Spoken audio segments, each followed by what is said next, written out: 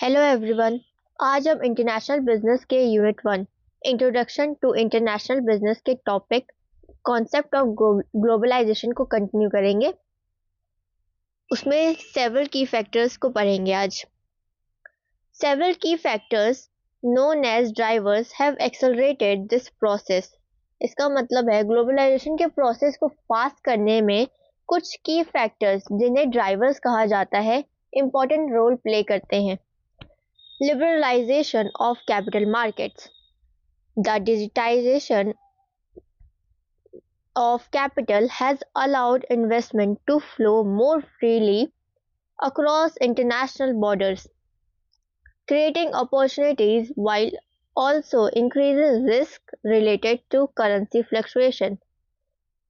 इसका मतलब है कैपिटल मार्केट्स की लिबरलाइजेशन और डिजिटाइजेशन की वजह से इन्वेस्टमेंट का फ्लो अब इंटरनेशनल बॉर्डर्स के अक्रॉस ज़्यादा फ्रीली हो गया है। इन्वेस्टर्स इजीली एक कंट्री से दूसरी कंट्री में पैसा इन्वेस्ट कर सकते हैं, जिससे न्यू बिजनेस अपॉर्चुनिटीज क्रिएट होती हैं। लेकिन साथ ही इस प्रोसेस के साथ कुछ रिस्क भी बढ़ गए हैं, जैसे करेंसी फ्लक्चुएशन का रिस्क, एक्सचेंज रेट्स में चेंज होने की वजह से प्रॉफिट्स या लॉसेस हो सकते हैं। सिंपल वर्ड्स में कैपिटल मार्केट के ओपन होने से पैसा ग्लोबली मूव करना इजी हो गया है, जो ग्रोथ के चांसेस बढ़ाता है, लेकिन करेंसी रिस्क भी साथ में लाता है। Technological advancements. Progress in communication and information technologies have enabled faster and cheaper transactions, diminishing the barriers of distance. इसका मतलब है टेक्नोलॉजिकल एडवांसमेंट का ग्लोबलाइजेशन में बहुत बड़ा रोल है। कम्युनिकेशन और इंफॉर्मेशन टेक्नोलॉजी में हुई प्रोग्रेस ने ट्रांजैक्शंस को फास्ट और चीप बना दिया है। आज इंटरनेट, ईमेल्स, वीडियो कॉल्स और डिजिटल प्लेटफॉर्म्स की मदद से लोग और कंपनीज दूर दूर तक इजीली कनेक्ट हो सकते हैं। इससे डिस्टेंस की बैरियर ऑलमोस्ट खत्म हो गई है और इंटरनेशनल बिजनेस करना काफ़ी इजी हो गया है। सिंपल वर्ड्स में टेक्नोलॉजी ने दुनिया को छोटा बना दिया है। अब कम्युनिकेशन और ट्रांजैक्शन क्विकली और कम कॉस्ट में हो जाते हैं, चाहे कंट्रीज कितनी भी दूर क्यों ना हो। Mobility of people and products. The global workforce has become more mobile due to education and migration, while trade barriers have fallen, largely due to GATT and WTO efforts, allowing products to be sold anywhere. इसका मतलब है globalisation के process में लोगों और products की mobility भी एक इम्पॉर्टेंट फैक्टर है।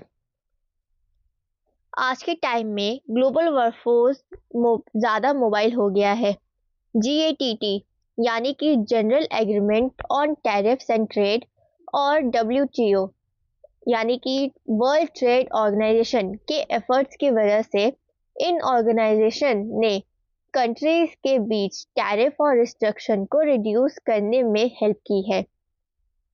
इसका रिजल्ट ये हुआ है कि अब प्रोडक्ट्स को दुनिया के किसी भी कंट्री में इजीली सेल किया जा सकता है। सिंपल वर्ड्स में लोग जॉब्स और एजुकेशन के लिए कंट्रीज चेंज कर रहे हैं और प्रोडक्ट्स भी इजीली वर्ल्ड वाइड बेचा जा सकता है, क्योंकि ट्रेड रूल्स अब पहले से ज़्यादा फ्लेक्सिबल हो गए हैं।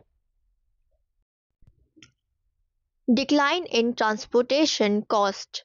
New technologies have reduced shipping cost, allowing bulky materials to be manufactured in one location and shipped globally. इसका मतलब है ग्लोबलाइजेशन को फास्ट करने वाला एक और इम्पॉर्टेंट फैक्टर है ट्रांसपोर्टेशन कॉस्ट का कम होना। नई टेक्नोलॉजीज और मॉडर्न ट्रांसपोर्ट सिस्टम की वजह से शिपिंग कॉस्ट काफ़ी रिड्यूस हो गया है। पहले बल्कि और हैवी मटेरियल को एक कंट्री से दूसरी कंट्री में भेजना महंगा पड़ता था, लेकिन अब ये प्रोसेस काफ़ी अफोर्डेबल हो गया है। इससे प्रोडक्शन एफिशिएंट हो गए हैं और कंपनीज को वर्ल्ड वाइड मार्केट मिल गया है।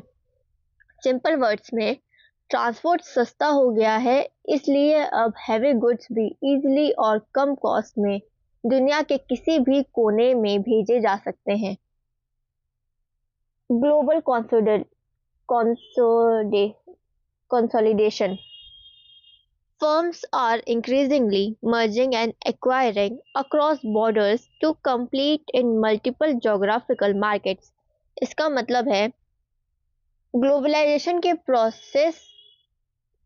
प्रोसेस में ग्लोबल कंसोलिडेशन भी एक इम्पोर्टेंट फैक्टर प्ले करता है। आजकल कंपनी सिर्फ अपने कंट्री तक लिमिटेड नहीं रहना चाहती, वो डिफरेंट कंट्रीज में कंपटीशन करने के लिए मर्जर्स और एक्विजिशन कर रही है। इसका मतलब है कि एक कंपनी दूसरी फॉरेन कंपनी के साथ मर्ज हो जाती है या उसे एक्वायर कर लेती है, मतलब खरीद लेती है।